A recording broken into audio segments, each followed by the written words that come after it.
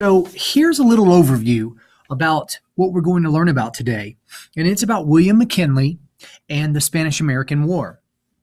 Look out, world, here we come.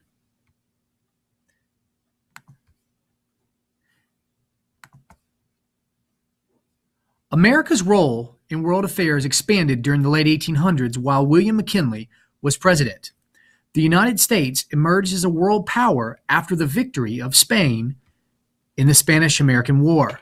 The conflict lasted from April through August of 1898. Cuba was a Spanish colony. In 1895, the Cuban people rebelled against the Spanish rule. Americans supported the Cubans because some American businesses had money invested in Cuban sugar and because of sympathy for the rebels. American newspapers also wrote exaggerated stories about Spanish treatment of the Cuban people. This was called yellow journalism. The U.S. became involved in the conflict in February 1898 when the U.S. battleship Maine exploded in the Havana, Cuba harbor. Americans were upset.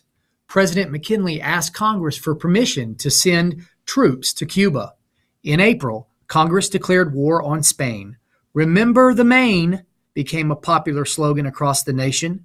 By August, the war was over. The Treaty of Paris was signed in December 1898.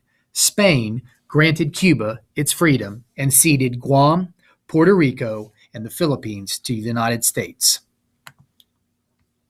President McKinley, he was president during the Spanish-American War. The United States expanded significantly under his presidency. He was very popular but was still assassinated, and Teddy Roosevelt became president after his death. Below in the right, you'll see a drawing of the funeral procession. The assassination of William McKinley right here. You'll see him, and you'll see the man who's pretending to shake his hand but actually has a gun in his hand there. The Spanish-American War was fought between the U.S. and Spain. It was fought mainly over the independence of Cuba.